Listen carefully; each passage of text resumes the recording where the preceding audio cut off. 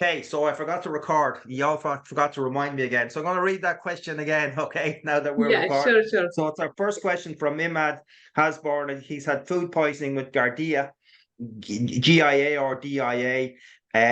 His tests are telling him he's all clear, but he's still getting symptoms of bloating, discomfort, stomach pain, and sometimes cramps. He's 26 years of age and works out regularly. So, Dr. Stratelli, if you have any suggestions? Yeah. So basically, if you have food poisoning and after that, if the diet is not controlled well, so these are the symptoms which might be seen afterwards because the digestion is it's still poor. So to work on that, I would suggest the CCF tea. Start taking the CCF tea, the cumin, coriander, and fennel seed tea. So we have a video on YouTube, so you can just watch that video, how you have to prepare that. And then a consultation will be helpful for you to overcome the other problems, even for gastric issues like buttermilk will also be beneficial along with your meals, like during your lunch. So when you are having your lunch, try to have like buttermilk, so 1 tablespoon of yogurt, and just whisk it well. Just put 1 glass of water into that, and 2 pinch of cumin powder and rock salt into that. So just sip this along with your lunch, and try to have like warm food whenever possible, because that's how the digestion is going to improve. Yeah. Okay, And very we good. have a few other herbs as well, tablets, but I don't want to recommend it right away unless and until we see the patient and we assess the Okay. digestive system. Yeah. So cumin, coriander, and fennel tea is and look after the digestion as well. Yeah. Okay. So I'll take another question from the emails, and it's from Tina, and she says, for those of us with cataracts forming, is there anything we can take, eat, not eat, to slow down formation of cataracts or even reduce them? So, Dr. Rijvinder, I'm going to ask you to unmute there.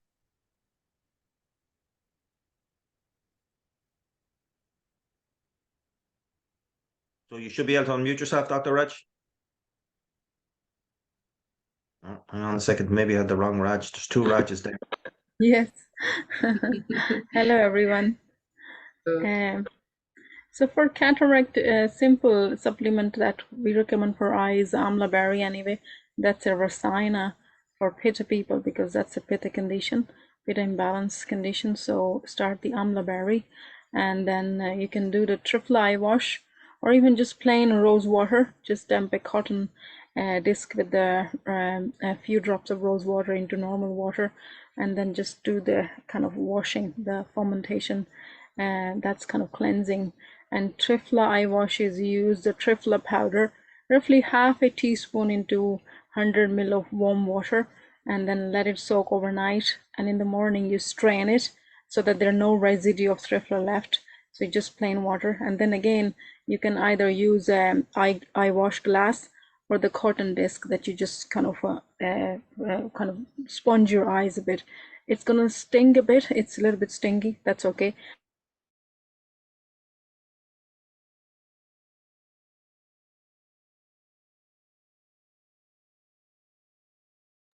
Sorry, Raj, just hold on a second. Sorry, there's something wrong with the thing here. Just give me a second. Yeah. So just unmute yourself, Raj. Yeah. Sorry, we just missed a little bit of that. You should be able to mute and unmute yourself now as you go on yourself, you know. Okay, that's great. Okay. So Triphala eye wash. So I repeat it again. Half a teaspoon into 100 ml of water. Soak it overnight. In the morning, you strain it. You can lukewarm it a bit by double boiling method.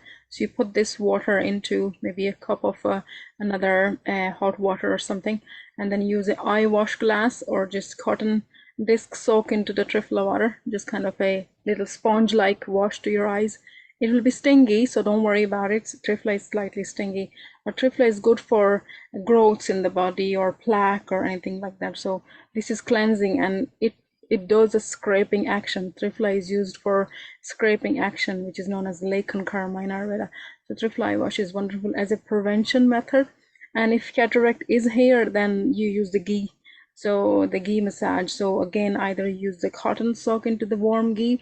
You can actually get a Triphala infused ghee as well, so use that, or just a simple ghee massage over your eyes. So these are some of the strategy. And take a good antioxidant supplement for eyes as well, like lutein, lycopene, or Marco Shield, that is available in the health store. Okay, and a good omega oils, healthy fats. Okay, so actually, Dr. Richmond, you should be able to mute and unmute yourself now. There's still a bit of I'll noise do coming that. from your computer, Okay, but I think you can mute yourself and unmute yourself. So we'll take one from the chat, and this is from Catherine. My question for the doctor is, from an Ayurvedic point of view, what can help with getting pregnant and starting a family? I am Vata Kapha. Thank you. So, Catherine, my advice to you is there's Dr. Brennan's not on the call, but as he always says, he's the father of numerous children, even though he's not the father of any children, but he's helped an awful lot of people get pregnant over the years, you know. And my main advice to you would be to do the free 7-lesson Ayurveda course, because you know, once you're living in balance, once you're doing all the right things with your sleep, with your diet, with your routine, with stress management, that's going to drastically improve your chances of becoming pregnant. Obviously, if it's something that's going on a long time, then you need to do some medical tests to check out, is there a genetic issue or some other major issue that's preventing you from getting pregnant? But in a lot of cases, there's not. But there's a lot of stress around these days and a lot of anxiety, and then people get more anxious because they're not getting pregnant and all of these things. And I think transcendental if it's a thing of anxiety and all this, I think transcendental meditation would be a good thing to do. But definitely the 7-lesson Ayurveda course and just living in tune with nature. Dr. Triphala, have you any specific recommendations for this lady? That's a wonderful recommendation what you have given. So just practice pranayama, breathing techniques, and even practice yogas and salutations as well. And keep yourself like stress-free, anxiety-free, and be calm every time. And you can even have supplements of folic acid. If your doctor has recommended, you start, or you can just start 1 tablet 5 milligram daily. And other herbal supplements is like maybe shatavari. You can start taking shatavari along with warm milk in the morning, like 1 teaspoon of shatavari, and try to have like more of boiled veggies and light diet during the evening time, and a big meal for your lunch. So try to have your daily regimen, and this is how you will achieve that. Yeah. Yeah, and I think if it's been going on a while now and it's of major concern to you, I think maybe it's well worth your while to have an appointment with one of the doctors. And I'm going to say that to everybody here. This is just a Q&A, a general thing. This doesn't substitute for a consultation. This is just doctors giving out some, basic ideas, about particular conditions, But Ayurveda is always about you. It's always about the person. So really, if there's something big in your life, then have an Ayurvedic consultation with a doctor, because then they can make their recommendations based around you as an individual as opposed to general recommendations. But there's some general tips anyway, We'll take another one from the chat, and it's from Florence, and she says, how can I lower my blood pressure naturally? I'm 67, Vata Pitta. Any tips or advice? There's a book called Perfect Blood Pressure Naturally. So they're the words you've used as well, by David Lovell Smith. And PM would be one of the recommendations he would put in that book, as well as some other items as well. There are herbs you can use to lower your blood pressure as well. But obviously dealing with stress and anxiety, and it could be a genetic thing either, that your blood pressure may be a little bit high. But Dr. Raj, any other tips on lowering blood pressure? Okay, because I know Florence, so I say it's her Vata acting out a bit, and it could be a lot of people have high blood pressure because of anxiety. It sometimes has nothing to do with cholesterol or any other issue. So anxiety, you can take some of the nerve tonics. If you're not taking, like ashwagandha is a very good, but again, you need to consult the Ayurveda practitioner before going on ashwagandha, because it's an adaptogenic herb. Sometimes take time to adapt to your system, and it can increase the vata temporarily. It has no side effect, but just a little bit precaution before taking ashwagandha.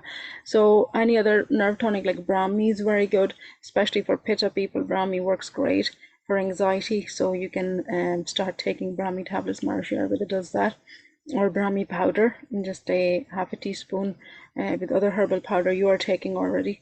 So, and I think you are a TMer anyway, so just practice your TM twice a day. And breathing exercises are brilliant. So just connecting with the nature. So you said naturally, so having more antioxidants in your diet, and leafy greens, fruits, hydrate yourself well, and go for nature walks. Looking at the green grass is actually very calming for Pitta people. The greens and all the lovely colors of autumns are great as well. Especially around this transition of Pitta to Vata, there are little fluctuations. So if your blood pressure is fluctuating around the beginning of the autumn, so you need to ground yourself a bit more, do your self massage regularly, make sure you're sleeping well, and any kind of anxiety, just try to manage it better. So the nerve tonics you look into, and as Noel said, we do have herbs to help with the blood pressure. So maybe either you get in touch with Dr. Brannin or me or any other YJ if you want to, because I know you're dealing with both of us anyway. So maybe we can help you that around that. Okay. Yeah, sorry, I was looking for that book there. I have it there somewhere for sure, but it's just called It's a Perfect. blue color, yeah. It's a blue color, I remember. I think Yeah. it's perfect. Dr. David Lovell Smith, and it's Yeah. got a lot of tips on. I'll find it before the end. It might be over there. I've books everywhere here. It's I'll more find it. about, I think it's again a TM, and then Arjuna is a heart tonic, or like hawthorn tea as well. Lots of hawthorn out in the nature at the moment. You can make a hawthorn tea. It's a good antioxidant for heart. Or Arjuna is another herb. So you just make Arjuna tea. You can buy Arjuna bark online, or we do Arjuna powder. So yeah, so lots of things are there. You can. Okay, so we'll take another one from the emails, and this is from Fiona Flaherty, and she says, "My partner is told he has Lyme disease and is doing great, really, but gets run down a bit 5 times this year, which meant a week in bed. Any suggestions on how to boost him and eliminate any viruses in the system?" Yeah, Lyme disease can be a big problem for people. Dr. Statelli, I'm not sure, or Dr. Ritvinder, if either of you have any experience with Lyme disease. Lyme is, I think you need to detox your liver. You need to look into the liver, Fiona, for your partner. So I'm not sure if he has seen any of the practitioner, because there's not one thing that I just say, oh, okay, just take this supplement and then that's it. It's just a work in progress. So you need to work on his immune system. So Iron Defense actually can work wonderful for him. Dr. Brennan did a video on the Iron Defense, so listen to that. That's good for underlying viruses and all these little microorganisms that can brew into the system. You have to work on his digestive system as well. That is, the digestion works good. His lymphatic system is good. So I think liver channel will be the first one to open up. So liver care, MA579, you can start with that. And then there are other preparations like neem and manjishtas, all working on your lymphatic system as well. So I suggest that you get him talking to one of the practitioners. That might be the way. So, but something that you start immediately is liver care. Yeah, no, Lyme disease can be a huge problem for people. I have a friend who got it all right, and it's found it very debilitating, you know. So consultation with a doctor, as well as those advices that Dr. Rajvinder gave there, you know. So we'll take one from the chat. This is from Claire Pendlebury, and it says, "Would the doctors give their view of the current trend of eating lots of green leafy veg, as it's not something that Avada is advised to do, and would I therefore be missing something from my diet?" I didn't know there was a trend of eating green leafy veg. I know there's a trend of eating lots of veg and having it in your diet. Ayurveda would always say we're better, especially this time of the year, you're better, you know, cooking these things. Of course, you can cook green leafy veg. You can also eat them raw, but our thing would be definitely to cook them, you know, and also to, especially if you're Vata, then put some Vata churna in with it as well, in with the spices, and cook them in ghee. Along with lots of, don't just restrict yourself to green leafy veg, you know, lots of variety. All the root vegetables are coming into season now as well, you know. So you know, put in lots of things that are in season. But Dr. Raj, any other suggestions on that?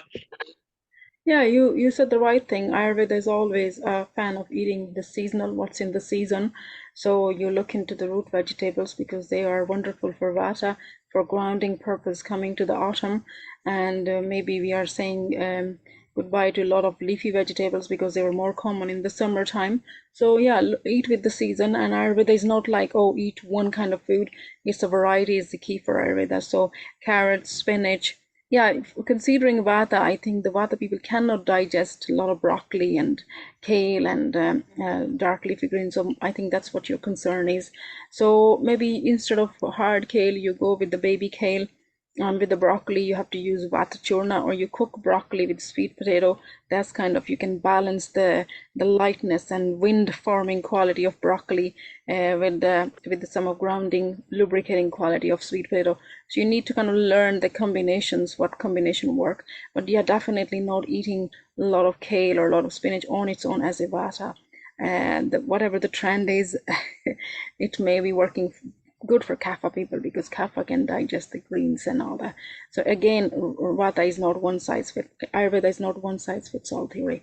It's really, you have to see what suits better to your digestive system.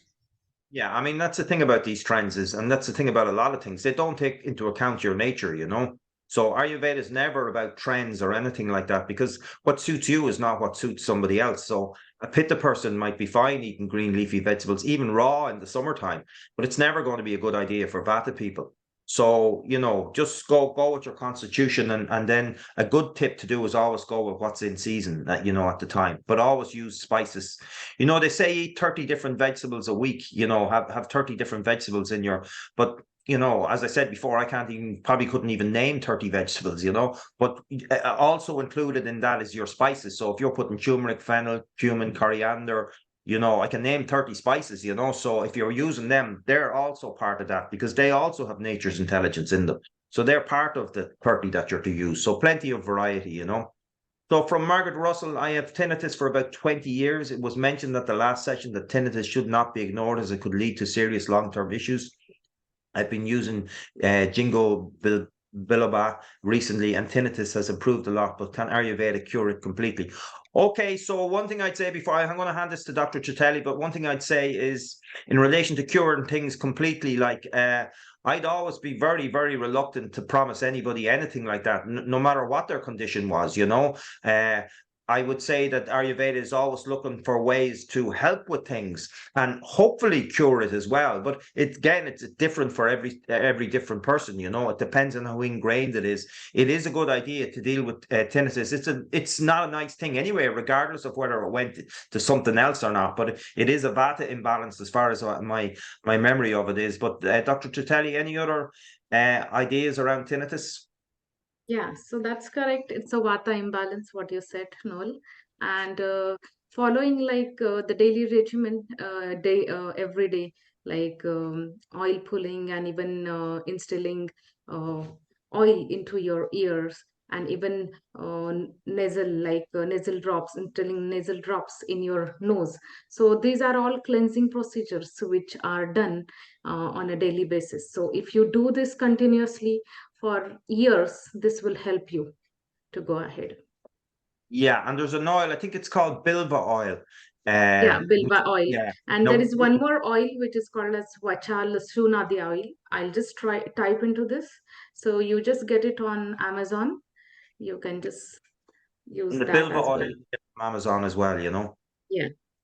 So I just want to see, is Dr. Brennan on? Can you just check if Dr. Brennan is on, Rajvinder? Just in the participants, you might be, if you can just search Dr. Brennan.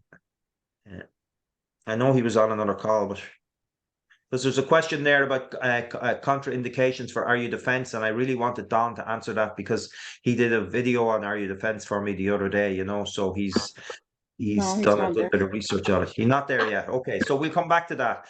Is there any contraindications for RU defense that we're aware of? No, for thyroid and diabetes, no, because it would have because you said underactive thyroid, so it have quite stimulating herbs for thyroid as well, and for diabetes, yeah, there are some of the bitters in it, so no, there's nothing wrong with it. Okay, so Madeline says she tested positive for COVID this morning. Any advice? I've watched Don's podcast on area defense and I have some, so I'm taking that plus vitamin C, vitamin D, and zinc plus resting. Not feeling much like cooking a lot. Madeline, we do have some videos on our YouTube channel about dealing with COVID. I think you're doing everything right there, really. You know, just take rest is the main thing. Just don't stress your system too much. And then hopefully, unless you have some major underlying conditions, I think you'll be fine. It's a lot of people are getting it. A lot of people aren't even bothering testing anymore. But people are getting it, but they're just being sick for a few days and then they're just getting over it, you know. Anything the doctors would like to add? She said she doesn't feel like cooking. So with the COVID, appetite kind of going to shut down a bit. So it's okay. Maybe you can, if someone can make for you a soup or something, just sip that. And or if you have water that you're not drinking with some hot water, that's just even enough. Just keep yourself hydrated because it's going to take 3-4 days to get over. Hopefully you don't have any bad symptoms or anything. So vitamin C, zinc, iron defense, that will help to get through it. So just rest, as Noel said. Okay, so we'll take a question from the emails, and this is one from Peter Ward. What do you say about freezing wholesome homemade food for future use? Is it always a no-no or does it depend? I'm thinking particularly of sweet potato, cauliflower and green bean stew. We make as a serving for 4 and there are only 2 of us.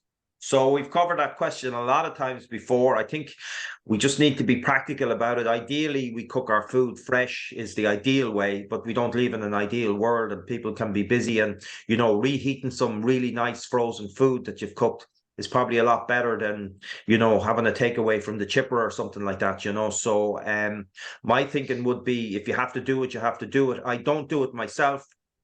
I just cook for one, really, you know. I just tend to cook every day and just cook enough. I might cook enough at dinner time, at lunchtime for my, well, we used to call it dinner when I was a kid. But anyway, the meal you have in the middle of the day, whatever you call that one, I call it dinner. But anyway, that one, and then I leave enough for my tea or a light evening meal afterwards. But I don't think it's the biggest sin in the world to freeze food, but it's generally not recommended in Ayurveda. Would any of the doctors have anything to add to that? Yeah, just the practicality of it. I know for a lot of people it's very difficult to cook fresh food. So yeah, if you have to reheat, just don't use microwave. That's the best thing, because you're just basically eating food with no nutrition. And then when you have a high calorie and no nutrition in the food, then you're craving more food, and that's the kind of issue. So if you have to freeze it, yeah, as you said, you're only cooking for 2 people and you're basically cooking for 4. So yeah, so use within the week. Don't keep it for months and then you're using it for after 10 days or so. So use it quickly. So that what's wrong with the frozen food is, first thing, it increases vata. So when the food is frozen, because of the cold quality of the freeze, and that cold quality is coming into the food, when we are eating it, even though you're heating it, it just tend to increase vata. And in the modern language, in the Western kind of medicine, it is kind of proven that the leftover is high in histamine, so it just tend to increase some inflammation in the body. So if you are someone who has inflammation or dealing with some inflammatory arthritis or any issue, then Ayurveda would be like, okay, don't use leftovers. And actually people feel good. I have seen in my patients, they feel good when they stop eating leftovers. But in this scenario, if it's like, oh, I don't have other choice, then it's better than eating shop bought food than your own cooking. So you need to kind of see what is good for you. Yeah, and when you're heating it up, you know, maybe use a bit of ghee. You can fry it in a bit of ghee or use some fresh spices in it when you're heating it up. But probably a lot of people take frozen food and then just heat it up in a microwave. But we wouldn't be, definitely that'd be making the situation worse, you know. So anyway, there's your answer there. Okay, Alison says, I saw a question that contained info regarding an underactive thyroid. I had Graves' disease, an overactive thyroid condition, and hereditary in my case, and I managed to normalize my thyroid function with Ayurveda. Worth seeing one of the doctors regarding thyroid condition. Okay, so that's more a comment than a question. So thanks very much for that, Alison. Let's just go down here. Okay, so this is Madeline. She's in France and she says weak condition due to wind and heavy rain, or weak connection, not condition, weak connection. Okay, well, Madeline, I hope you can hear it. Annie says, do you buy powder Triphala or crushed tablets, please? You can do either. You can do either. We sell Triphala in powder format and we sell it in tablet format as well. One of the comments I get about the tablets is that they're a bit big, and they're quite big tablets. They come coated and uncoated, which was something I wasn't really aware of, but a lot of people prefer that they're a little smooth and coated. So they're the ones I'm going to try buy from now on. But you can buy powdered Triphala on our website. You can buy it in 50-gram lots, or you can buy Triphala tablets. So whichever suits you, or maybe your Ayurvedic doctor has recommended If a it's particular for the one. eye, if it's relation to the eye wash, then the powder is better Oh, because the eye it's wash quite is powder, fine. yeah. Yeah. Is that what you're going to say, Richvinder? Yeah. If the question was related to the eye that I mentioned earlier, then the powder is better, because if you're going to crush it yourself, you're gonna left some of the residues, and the powder that is available is already very fine powder. So that way you're not. Okay. So a message here. I'm sure this has been asked many times. I actually didn't see it asked before. What's the Ayurveda view on drinking 2 liters of water daily? Drinking water, tap water, cold water, filtered water. Triphala, are you on there? Yeah, I'm there. Yeah. So drinking water, it is again according to the constitution, one's constitution, what constitution you have and what all imbalances you have. So basically, water is also like a food. So you have to drink it wisely and drink it only when you are thirsty. But Ayurveda doesn't recommend like drink 1 liter of water or 2 liter or 3 liter, but it is as per your capacity, as per the season around, and as per you feel thirsty. But you should drink water. There are some patients which I have seen, they don't drink water at all and they just sip warm teas throughout the day. So that's also not correct. So you should at least have 1 or 1.5 liter of water per day, and according to your thirst and according to the weather climate. In summers you might drink more, and during the winters you might drink less. And having warm water is preferably more recommended because it is easy to digest as well. And cold water or chilled water or even ice water is not recommended because it is not good for your digestion. Yeah. Yes, Dr. Raj, do you want to add anything?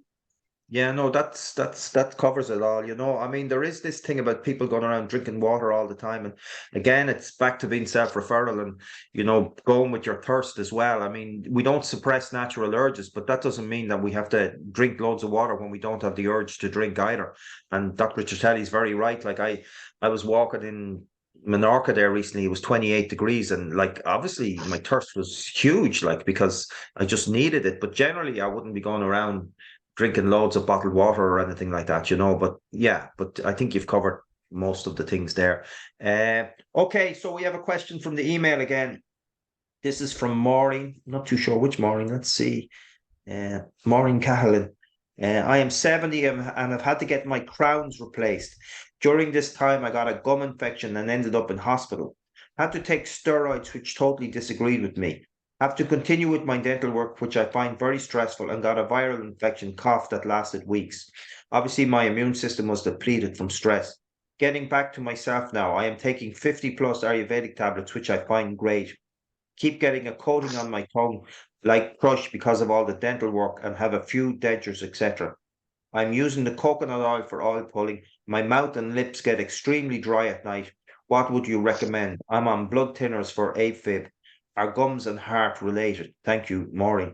Well, Maureen, before I pass that over to Dr. Richvinder, one of the things I would definitely recommend you do is start taking the gum care oil, the Ayurvedic gum care oil. It's just fantastic. It's not even expensive, and you just put some on your gums after you brush your teeth, and you just leave it on for a while, and then you spit it out. But Dr. Richvinder, any recommendations there? Yeah, she said her main concern there is the dry mouth in the night time. So make sure you're drinking enough water. That could be something after the steroid and antibiotics and all that stuff. Your gut is a little bit sensitive, so you need to flush it out from your system. So there you need a bit of water. You can add maybe a bit of dandelion and nettle tea as well, so that can help to also get rid of these antibiotics and all that. Maybe you need to consider taking a probiotic as well. We have acidophilus on the website, so that's a probiotic that I'll recommend.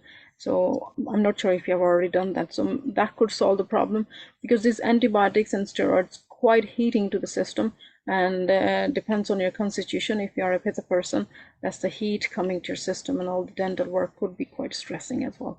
So you just see if you hydrate yourself, and then take the probiotic if it resolves the problem. And for gum infection, as Noel suggested, yes, you take the gum oil, and you are doing the coconut oil already pulling anyway, so that's good. But don't do it for too long because of your dental work and all that. Maybe a couple of seconds is enough. Okay. Oh, Don, you're on. How are you doing? I am, thanks. Yeah, nice to be here. It's lovely to see all the old friends. I've had time to look through the list here, and well, there was one question came up earlier on about some contraindications for RU defense, but I think we covered it. Do you know any? You did a little video on that recently. RU defense.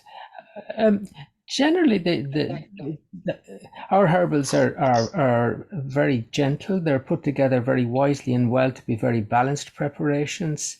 They're of a category of Ayurvedic herbals that would be considered totally safe. My experience is there's very, very rarely any conflicts. I mean, there are some medicines that, you have to be careful with whatever you take with them. Like warfarin was a classical one. In general, they're safe, but I don't know the specific case and what medicines and all of that. Okay. So in general, there's very few contraindications.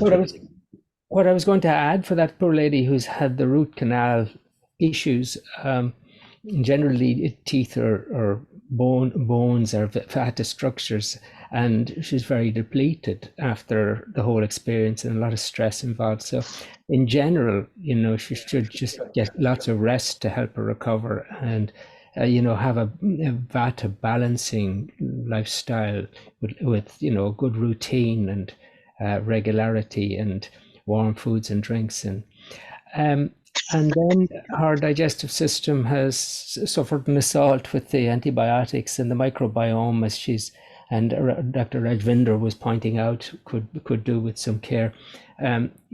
Just gently, be sure to eat good quality foods, but not overeat. Eat lightly to some extent, and use digestives. Use the churnas. Use ginger, lemon, salt, honey mix.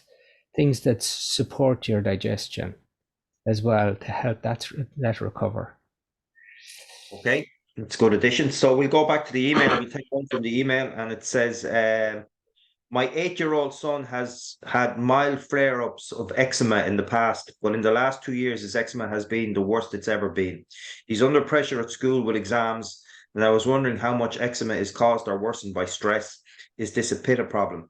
Can he still do Abhyanga with sesame oil when he has eczema, or should we avoid the spots of sensitive skin? It's terrible to think that 8-year-olds are under pressure at school, isn't it? Jesus, we should just let people have their childhood and not be destroying them with all these pressures anyway, that's just the way life is, I'll hand that to you, Dr. Brennan, seeing as you're just on. So an 8-year-old under pressure at school. Oh, that's right, Noel. Put me to work now. Put me to work. Yeah. Put you under stress. Oh, Lord, yeah. Well, it's not stress, it's fun. What comes to my mind is the immense connection there is between the skin and the nervous system anyway, and people don't recognize that actually when we're in the womb and we move from a bundle of cells to a bit of organization, there are 3 layers, and the outside layer of that bubble, of that ball of cells that becomes you, develops subsequently into, well, if the outside layer, your skin, but also develops into your nervous system. So right from the get-go, from the word go, there's immense connection between nervous system and skin. And then you have the fact that if you can think of any other area of the body so richly innervated as your skin, every small portion is, it's nerves for pain, for touch, for even for position in space. It's amazing, so there's a very, very rich connection, which is why we're very keen about the oil massage. But now in his case, his skin is going to be incredibly sensitive, and you have to be very careful what you put on his skin, and you never put anything on his skin without trial on a small area.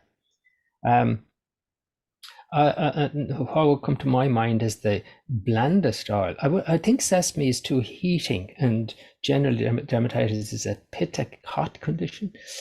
The most gentle oil might be olive oil or a little coconut oil if you're going to put something on the skin.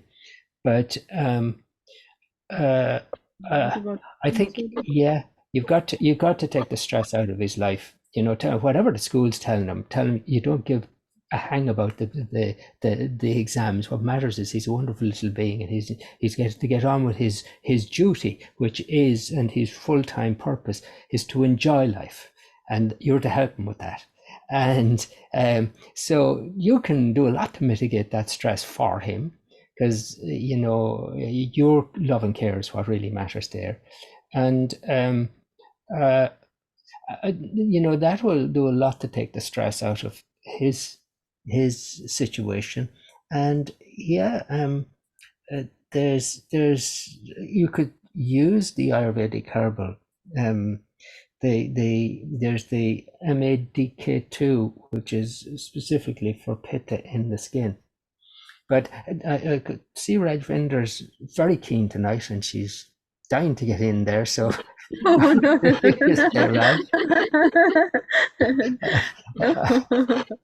I would just want you to remind of the skin soother oil. If she wants that skin soother oil, could be very good to use with either shea butter or coconut oil, because with eczema it's good to moisturize the skin and put a little barrier from the environment and all that. So that's important. And make sure he's sleeping, because there is stress, and make sure he's sleeping well, and his bowel movement is good, because sometimes the kids don't really talk about their bowel, and it could be ignorant. I would like to add one thing. So just I'll suggest, like, keep moisturizing the skin every time, like whenever it is dry. So don't keep it dry.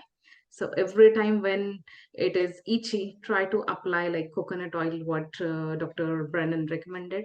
So coconut oil or olive oil, whatever is suiting, you should just apply that every time. Yeah, and the skin soother oil is MA350. Yeah, But no harm in having a word at the school and just explaining the situation, so that the teachers aren't putting them under any pressure either, Okay, so anyway, we've covered that one. So we'll go back to questions from the email. So this is from Ger Boyle. Actually, he has 3 questions, so we'll see can we get through them. Immune defense suggestion for 18-month-old baby boy who has been suffering with chest cough for several months, has been under consultant who has suggested taking him out of creche for a few weeks to help matters. So immune defense for an 18-month-old baby who's in a creche. I think the first thing that would strike me there is that we don't necessarily jump in with herbals. This is a little child. He's in a kapha phase of life, and it sounds like he's got very much a kapha problem. And so I think you've got to also broaden out everything else that you can do. Like, be sure you're not pushing food on them. Sometimes we're saying, "Now finish your meal," and it doesn't suit kapha to overeat. And the dairy might be a bit much for him now. I'd go much more to kapha foods, and if he will use spices, then all to the good. And black pepper is a very good spice for the chest. And there's a little combination of black pepper and ginger and long pepper, a first cousin of the black pepper. And that combination of powder you can get from Noel is called Tricha 3 hot ones. A little bit of honey. Put it in a bit of honey and give it to him after each meal. And the kapha foods and not overeating. And if he has energy to move around, let him move around, but he'll know himself and sleep when he needs to. Yeah, I think with the herbals at that age, I would be thinking of maybe quarter dose, quarter tablet. You could get one of these crushers from the chemist, tablet crusher, and crush, and put about quarter the amount into some honey and feed him that, and feed him it often through the day if he'll take it every 3 hours during the day, 2 or 3 hours, for maybe 2 weeks, and then bring it back down to twice a day or 3 times a day. I'd be very interested to hear what Dr. Triphala and Dr. Rajvindra will say. Yeah. They've had children. That's the difference. Yeah, that was a good advice, Dr. Brennan. So even Sitopaladi churna, so even like quarter spoon of Sitopaladi churna, mix it with honey, and you can just lick that to the baby because it is quite sweet. So it is easy for the baby to take that, and you can give it like 3 times in a day. And even over the chest, if you feel like the chest is full with the cough, so just apply a drop of inhalation oil, which we have it on our website. So just a drop, and just put it all over the chest, just rub it over the chest, and then just do hot fermentation over the clothes, so not directly on the skin but over the cloth. So that will also help to just clear up the phlegm which is there in the lungs. And hot fermentation could be just a hot water bottle pushed on the Hot chest over the water. clothes. Yeah, Just hot heat. water. Yep. Heat. Yeah. Yeah. It's not the hot water for babies. We use a hot, maybe there's a special bottles now. It's just the salt. Traditionally, I just go with the tradition. No, They good just for you, right? you just heat up the salt, the rock salt, in a pan and make a poultice, and then just kind of dampen, because salt is very good to break down the mucus from the chest. That's the traditionally we do for the babies.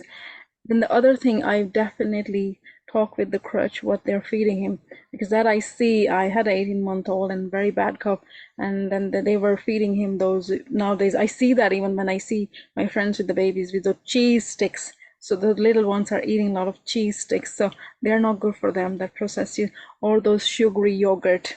That's, I think, easily given to them in the crutch. So definitely look into his diet at the crutch if he's getting the infection again and again.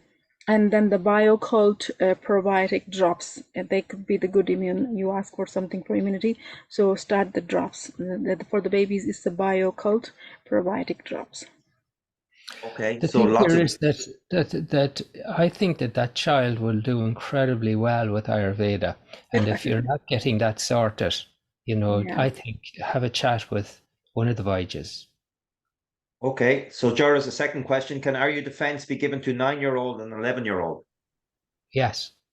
Okay, and the third question is chronic sleep problems, most likely hormonal as postmenopausal, and realized with estrogen depletion year on year, as with so many women in that situation and not on HRT. Sleep is a massive issue.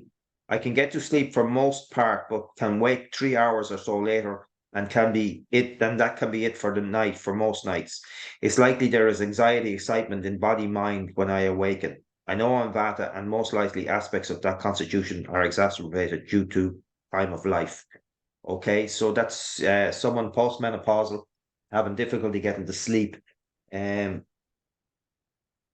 to sleep, but most part, but then wake 3 or 4 hours later. That's a real Vata thing, then, and the person is Vata. They recognize their Vata, So actually what I'd say is we have a video on sleep on our YouTube channel. So definitely that's worth taking a look at. Dr. Brennan did a video on sleep, and we do have some products to help with sleep as well.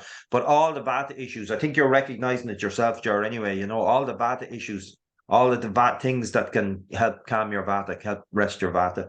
I don't know if the doctors have anything they want to add to that. Well, if she spends her time wiring herself up all day, she's going to be wired through the night. And that's why, as Noel's suggesting, you balance Vata with your relaxed meals, with your meditation, with your oil massage. Because if you're more settled going to bed, you're more likely to be more settled through the night. You might think of the menopause support tablet that's on the website, because that is to balance the hormones as they decline. So that may be of benefit if you're feeling the change of life as a contribution. Okay, that's MA939. Yeah. So there's a question from the Q&A from Alison. What does Ayurveda think of balsamic vinegar? French vinegar, you're the food expert. Everybody is. Well, it's a fermented thing, so in moderation it's good because it helps to digest and break down the food better. For Pitta people, maybe in moderation. So yeah, it's all right, it's okay, but just moderation, not overdoing it. Okay, so someone's asking for oil pulling, which is best for Vata. So I take it it's sesame oil, or even better still, Vata massage oil. Really would be best. It would be sesame No, oil. oil pulling, Oil sesame. pulling, it is, Sorry. sesame Yeah, oil. sesame oil. Yeah, on its own. So we'll take one from Noreen Ryan. I've just finished a course of antibiotics for an ear infection, possibly caused by getting water in my ear while swimming in the public pool. Any suggestions as how I can prevent further problems? Are there any natural remedies I can take to maintain healthy ears going forward? Yeah, public pools. I never really liked pools. Start swimming in the sea, but that's going into the wrong season for that. You can get plugs. I see people a lot of times using plugs in their ears, you know. Any suggestions from the doctors? Nasal drops, definitely. Just Yeah. use the nasal drops. Nasal MP16? drops. Okay, In your nose. in your In your nose, yeah, and Yes, not inhale your it ears. back in. It goes into all the different tubes, yeah. Yeah, if you Okay, get water in your ears, don't put oil into your ears. Just the nasal drops, just to keep your sinus and all the passage clear. And breathing exercises might be good. yeah. Well, Yeah, as far as I'm concerned, everybody should be using those nasal drops. But anyway, Don, go ahead. I think Rajvinder's point is a very good one, just to elaborate a little, because if you get an infection in your ear, it can be either the outer ear or the canal, which goes in as far as the eardrum, and behind the eardrum, then there's a cavity in which three bones cross and carry the sounds into the nerves in further in. But when you use the MP16, you're keeping that middle channel, that behind the eardrum, very clear, because the eustachian tube is the tube that moves from the middle ear down to the back of the nose, and that's why it maintains the pressure in the ear just right. Like if you're in a plane coming down, you feel your ears pop because that pressure is neutralized through the eustachian tube. But it's also a route that you can get in deep into the ear structure with the 16 herbs in the nasal drops, which are very healing and nourishing. If the infection is in the outer ear, yes, you just want to be very careful about the water getting in. So some little earplug going swimming would be a good strategy. Hey, so I actually skipped the question there. What is good for dry eyes and red eyelids, especially at night? Even though I think we did cover that, but I'm presuming that and ghee and the Triphala eye wash as well would be good for those things. It's from Carmel. We So covered that applying earlier, ghee is good. I think, Carmel. So yeah, the Triphala Again, eye wash. Go ahead, Raj. nasal drops in the daytime will be good for this person. And then if it's getting itchy and dry, a Triphala wash in the daytime and the ghee massage before going to the bed. Okay, and that answers Margaret Conley's question as well. Triphala water can be used for red rim on eyes. Yeah, okay. Well, that's not a question, actually. That's what she was suggesting. Okay, so we'll take one more from the email. This is from Pat. An elderly friend of mine has shingles recently, and he'd like to know what good herbs or tonic would be recommended for nerve damage. He's recovering well now. I won't be available tonight, but look forward to the recording. So MA1674 is regen nerve. It might be good, but the doctors may have some things specifically for shingles. So he's recovering from it. I think it's a very pitta problem in general. And so I wouldn't just be looking at the herb again. I'd be also taking care of pitta at this time. So even Okay. applying ghee over the this thing is also good, because it will be quite burning sensation. So applying ghee over that affected area, and there are quite a lot of like cooling herbs which can be taken, like even manjishta and neem, so which will purify the blood, and along with MA1674. But Okay. again, you have to consult a doctor, because looking at the symptoms, it will be assessed well. Okay. And that So key, Noel, that Chatrali has pointed to, is a really good idea, because ghee is very good for nerves, and it's the peripheral nerves in the skin that got inflamed with that shingles, so they could do with a bit of nourishment. Okay. Thanks, Chatrali. Okay. So Siobhan on the chat says, can you clarify if it's okay to take whole linseeds which are soaked in water overnight, or is it not good for the gut? Should they be milled or ground? I asked because I felt pain in my lower abdomen recently after taking linseeds in porridge every morning. So whole linseeds. Anyone want to comment on that? Go ahead. Sorry, Raj, go ahead. Yeah, if you felt pain, it's better you mill them. Soaking does help to break down the lecithin, or the wall of the seeds or lentils and everything. But if it's causing you pain, then you better off milling it. Yeah, because you might be a Vata person. For Vata people, the seeds doesn't go down very well. So that's why we always say either soak them, roast them, or ground them. So linseeds are quite hard kind of shells, so probably you're better off milling them. Okay, so Florence is asking for the name of the author, so that's just above where you put the question in, Florence. David Lovell Smith, I just wrote that in there. Let's see. What would you recommend for low iron, from Emer Kerwin? So Redvinder, you probably know Emer, so. Emer MA600, definitely. Maybe you text me or just put in the chat what iron supplement you're taking. I like the Solgar Gentle Iron very good as well, because its absorption is very good and it doesn't cause any constipation. So it's 25 milligrams. So if your iron is very low, you might have to take it up to 100 milligram. And then our Ayurveda preparation MA600, that is very good to help to absorb the iron from the food. So you combine that with a good iron supplement.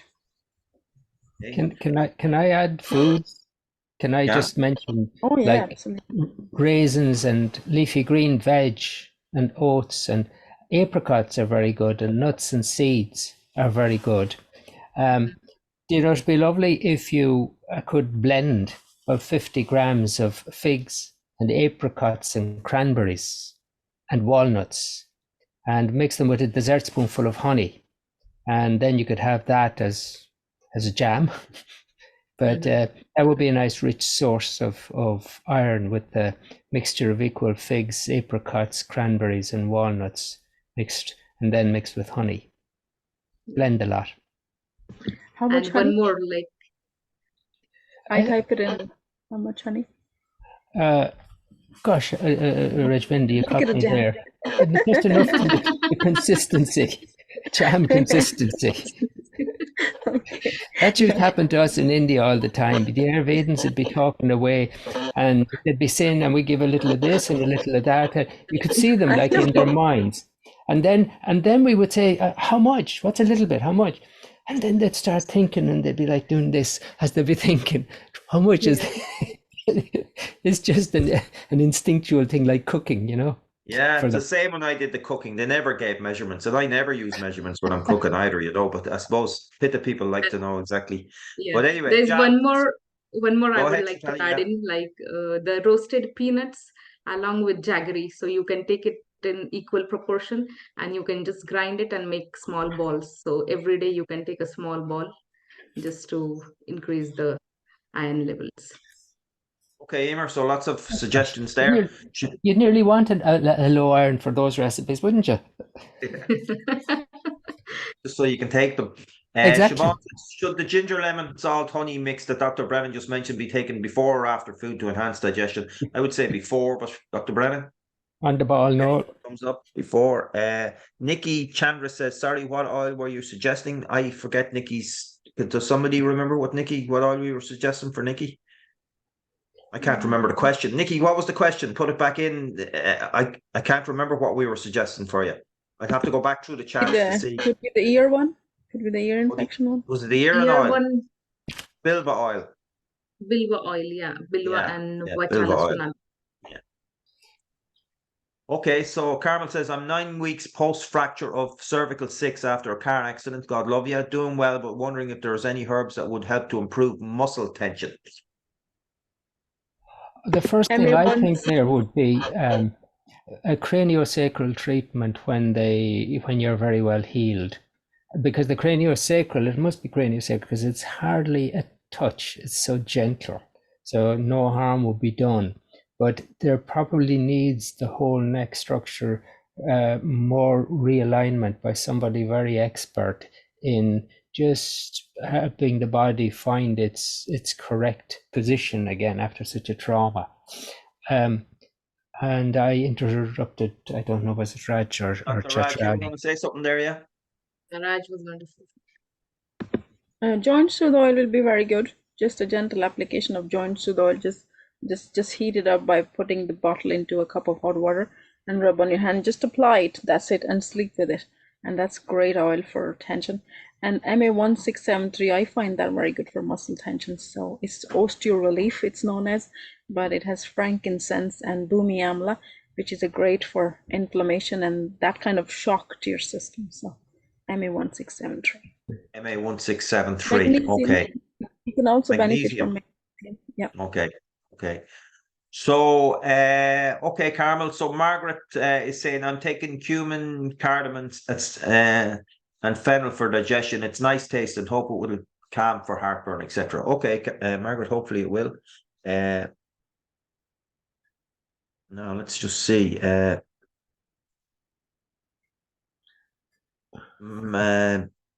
Is Abhyanga not recommended when there is joint inflammation, or 2 if AMA present? No, I don't think that's a contraindication of Abhyanga. No, if it's a rheumatoid arthritis, It is contraindicated. In the early stages, no. When there's a lot of AMA, yes, she's right. Okay. So if it's rheumatoid arthritis, it's not recommended. Abhyanga is not recommended. It depends on the stages. It might be recommended again. First, you need to clear the AMA. Okay. So we'll go to a question from the emails. This is from Janice Ridley. So I noticed my question tonight is about sleep. I noticed there are several variations. Why does one sometimes wake at 3 to 4 or 5 and then sleep through to 8? So wake at 3 to 4 in the morning or 5 in the morning and then sleep. I presume you mean go back to sleep and then sleep through to 8. It seems that sleep is thermometer for one's life. If sleep is in balance, it's because life is in balance, and life is a complex thing. Well, I'd absolutely say you're correct in that. I mean, it is a measurement. All health things are a measurement of your life. So your sleep pattern would be a measurement for your life. Life doesn't have to be that complex. I know it can be complex, but we should work to try and simplify it as much as possible, you know. And I think one of the things that definitely helps simplify it is practicing transcendental meditation. But anyway, why does someone sometimes wake at 3 to 4 or 5, then sleep through to 8? I'm not really sure your question there, Janice. Do you mean? I think it's Vata imbalance. Pardon, Chitrali? Sorry, it is Vata imbalance mostly because it's the time like 2 to 6 is where the Vata aggravates, and that's because of Vata imbalance. There might be a sleep disturbance that time. And you know, in the Middle Ages, it was a common thing for people to get up at that time in the middle of the night and fiddle around for an hour and then go back to bed. So it was obviously a problem with Vata imbalance in the Middle Ages too. I went to school with Cistercians. Early as well. They might have been going to bed at 7 o'clock or 8 o'clock because there's no light and stuff like that. And then, you know, waking up and getting up and doing a few things and going back to bed. But yeah. And I was just going to say, I went to school with the Cistercians, and they get up in the middle of the night and do some offices, some prayers, and then they go back to bed. So whether that comes from the Middle Ages, but sleeping in though 6 to 10 is kapha time. So you don't want to sleep in too much because you start to throw your calf out of balance and then you get sad in the winter. Yeah, and I'd often wake at 4 actually in the winter time, especially if I go to bed early. I just do my TM for whatever, an hour or so, and then just go back to sleep, and it's lovely. But I wouldn't stay in bed till 8. I'd probably try get up a little bit earlier than that, you know. I think But I think I that think hour it's that bad. hour might be a bit much for some, Noel, but on the other hand, a lot of that hour is probably sleeping anyway. I won't deny that or confirm that at the moment, you know. But yeah, but if you do your TM, do it for 20 minutes, and then if you wake up, do it for 20 minutes, and then just go back to bed. And if it's not, if you're nice and warm and it's cozy and it's not upsetting you, so it's no big deal to wake up. Just enjoy the silence and enjoy that time of the morning, you know. Yeah, Anyway, and I'm just looking at Babs here doing the knitting. I think that must be a lovely activity to be doing at 4 in the morning. okay, so Janice has Beautiful one to more see the question. needles go. What? So then there is cellulite on legs issue. Why just the front thigh muscles are? Exclamation mark. Thank you. Best wishes, Janice. Why just the front thigh muscles? So I presume the cellulite is just appearing on the front thigh muscles. That's usually one for the ladies. Okay. The front thigh muscles. Well, I would say it's AMA, and it's made as fat tissues, and so some of the talks with Raj is one strategy to keep in mind for the seasonal detoxes, and there's 631 MA631 is a herbal that would be good for MATAF for the fat metabolisms. So that might be one. Pardon? B-trim tea. B-trim tea will be good. B-trim tea. Yeah, B-trim tea. And some exercise. Okay. Someone said they've lost audio. Anyone else? I'm presuming not, because I would have got a lot more questions through if there had been a loss of audio. Philomena Gallagher says, Dr. Brennan, what ingredients did you mention to aid digestion? Probably, unless you can remember specifically, Don, just go ginger, back over. lemon, salt, honey. Okay, chopped ginger, lemon, salt. Chopped very fine, lemon juice to wet the ginger, pinch of salt and honey to taste. Okay, very good. So we have a question from the email. It says, hi Noel, I'm recovering from a very heavy cold, which started with a sore throat, runny nose, and non-stop coughing, causing headache. Last bout was in May, and it really brings me down as it lasts for a week, and it's exhausting. Same last year. I'm 69 and wondering what I should be doing. I practice yoga regularly and eat good things, but this seems to be happening every 5 to 6 months. Grateful for any help. Jean. So I think there's low immunity there. Jean, I just noticed myself that I picked up something on Monday, and of course I did spend 8 hours walking in the rain with Dr. Brennan the other day. But anyway, and him sneezing all over you. But you're fine, and I'm not. So anyway, I told you I was getting rid of it.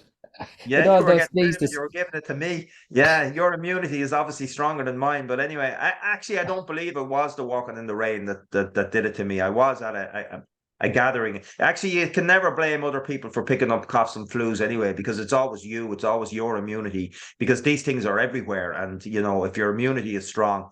I didn't do the detox with Dr. Ratvinder this autumn. And probably if I'd done that, I'd probably be fine now. I couldn't do it because I was traveling. But anyway, I'm just hoping that I don't have what you have. I'm hoping a good night's sleep. That's the punishment. It's my punishment, yeah. I'm hoping a good night's working sleep. her magic, Noel. Yeah. So anyway, any ideas for Jean Holmes? I would say do the detox twice a year with Dr. Richvinder, and RU Defense might be something you could look at. Take a Rosciana after you've done the detox, take a Rosciana to try strengthen your immunity would be. But just everything that's on the 7-lesson free, all the daily routines, all that stuff is good. It's just an immunity thing. It's a matter of just building up OJAS in your system. And when you have lots of OJAS, all of these things are not going to affect you. You can be, exposed to them, but they're just not going to bring you down, But if you're getting it every 5 or 6 months, like, I actually can't remember the last time I had one of these. I mean, I'm sure it's not that long ago, but I just can't remember exactly when it was. But every 5 to 6 months seems to be a lot. So just look after your immune system. Have a consultation. Yeah. Maybe. No, maybe. Okay, so let's see. Florence says, many thanks, Noel. Siobhan says, thank you, Dr. Raj. Alison says she likes the sound of the jam. Patricia says, figs, apricots, walnuts, honey, and what? Figs, apricots, walnuts, honey, and question mark. Dawn. Cranberry. Raisins. What? Cranberries. Cranberries. Okay. What's the title about the book? What's the title and author of the book about blood pressure? Okay, so it's blood pressure naturally, and it's David Lovell Smith, and his name is in the list just slightly above. Roasted I peanuts. mentioned it again at the bottom. So. Okay, roasted peanuts, and what else for low iron? It's jaggery. I have mentioned it. Jaggery. Jaggery. Okay. Okay, so Rajvinder's answered that question. Alison says yum. Cranberries, Patricia, roasted peanuts and jaggery.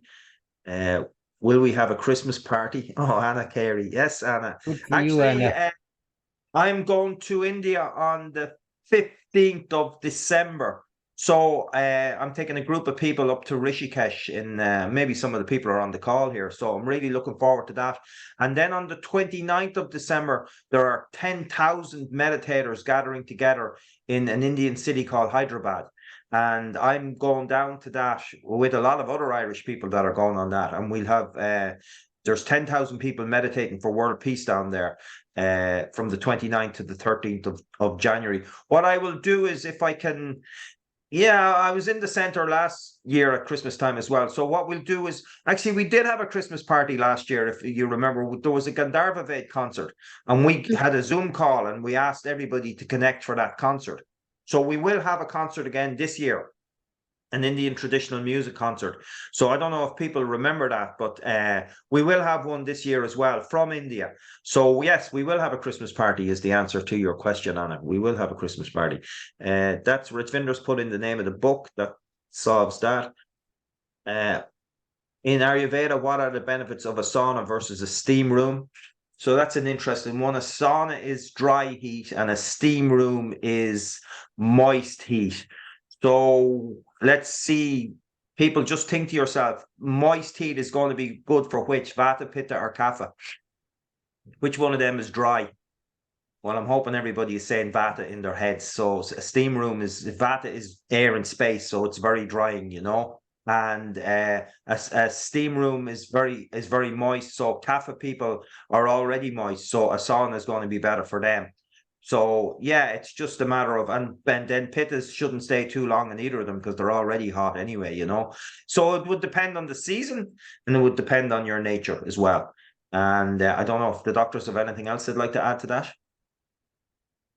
No, I think that's covered. Infrared has a lot of health benefits actually. Recently, I think it's mimicked a little bit of sunlight, so for that purpose, infrared is also good. But not overdoing it, because you just, as a Pitta, as Noel said, you don't want to overdo. But if you have skin condition and things like that, then infrared is very good. And infrared is proving, because it's open up your lymph channels and liver channels. So infrared, I think, more advantage over the steam one. Definitely Kapha people don't do a lot of steam because it's just the moist heat. But in general, the heat is good in Ireland, so whatever you have access to. Okay, so Brian says, I think we should keep in mind that winter time in Dublin is approximately 1 hour and 20 minutes out of sync with the sun. More in the west, that means that going to bed at 10 p.m. means you are really going at closer to 8:30, but it's big difference. But Ayurveda doesn't seem to mention it. Oh, Ayurveda is aware of that, Brian. And actually, Maharishi did a whole thing about sunrise and sunsets all over the world so that people could get into sync. So obviously we're on GMT, Greenwich Mean Time, and Greenwich, as you probably know, is a suburb or a village or a town on the Thames outside of London. If you ever get a chance to go there, it's actually a very interesting place. I visited there a couple of years ago with a friend of mine that lives in London. We went down to look at it. It's where the British Navy ruled the world from. Probably still does, I'm not too sure, but it's a very interesting place. A lot of history associated with it. A lot of, you know, voyages and things were started from there. But actually, so, you know, when it's 12 noon, that means the sun is over Greenwich Village at that particular time, but it's not over the west of Ireland. It still has some time to move in. So yeah, you can bear that in mind. All right, probably no harm in going to bed a little bit. You know, the fact that you're going to bed a little bit earlier means you're also getting up a little bit earlier. which is from an Ayurvedic point of view, that's no harm either. Don, have you any comments on that? No, I think it's a nice reminder from Brian. The truth is that we're creatures of the sun, and it's around the sun we should orientate. The clocks will go back, so we're only going to be half an hour out of sync for the next season. So we can still take approximately 10. We have to make life easy and give a gentle guideline. I often say to people, okay, 10 is the usual. Maybe in the summer you might stay up till 11 because the sun will keep you awake anyway. So yeah, there is that flexibility. Ultimately, what we're trying to do is put people in touch with their own innate wisdom, and it's that which guides them. I sometimes I get up at 5 in the morning, sometimes I get up at 7. It's what my body does, and I have the freedom, thank God, now to just let it happen. So I keep that in mind. Our advice is not diktats. It's really trying to awaken your own wisdom, and you learn through experience that what we're saying is generally good, but you follow the inner awakened wisdom when you have awoken it with the help of Chitrali and Rajvinder and Noel. So keep that in mind too. Okay, yeah, be self-referral. That's good. Jean says, Digest Plus says it enhances appetite. I don't need my appetite enhanced. Can I still take it? Well, Jean, I'd ask, why are you taking it? Has somebody recommended you to take it? I mean, don't just take herbs for the sake of taking them. I mean, if a doctor has recommended that to you, there must be a reason that they've recommended to you. If it hasn't been recommended for you, then and your appetite is fine, then don't take it, You can always try the herbal digest. It might be gentler. Yeah, MA927. But Ayurveda does talk about herbs that increase digestion and herbs that increase appetite, and some herbs have both. So the Digest Plus obviously is working on both for you. So do try the herbal digest next time. Okay, so we're getting close to the end here time-wise. So what I want to do is I want to read one here from Rachel Cooper. I'm asking some advice for a friend. She has intermittent periods of digestive difficulties occurring from time to time over several years. The main and most persistent symptom is difficulty when swallowing food. This seems to be related to eating bread, chips, and meat, but it can be other foods as well. She's been feeling it more in the chest region. Any advice would be appreciated. Okay, so difficulty swallowing food related to bread, chips, and meat, but it can be other foods as well. And feels it in the chest region. I'm not exactly sure what she's feeling in the chest region. So sounds like an acid reflux kind of. Is it a Barrett syndrome or something like that? It's impossible, really. I think that's what herbal SC balance. I definitely suggest MA575. Yeah, and then don't eat bread and chips. That is a good thing to try out, but I think it would need a more thorough assessment. It's like it's very difficult to ask in a chat line. Yeah, it's too vague, really. Yeah. My second question is, there's space for it. Can bilba oil be used in children's ears to clear wax buildup? Yeah, Dr. Rajendra is saying yes. Okay, so we'll go back. Let's make sure we try get through the all the questions on. Would you recommend the flu injection? I'm over 70. Very difficult for us. I don't pass on questions about vaccination to doctors because YouTube that we're on, that we put this on, and Facebook, they all have very, very clear rules. If doctors start giving advice that's contrary to what you're hearing, then we can be taken off YouTube and things like that. So I'm not even going to pass that one on. We could certainly recommend that people work on their own immune systems as in combination with whatever medicines they take, and the Amrikalash is a good general tonic for immunity.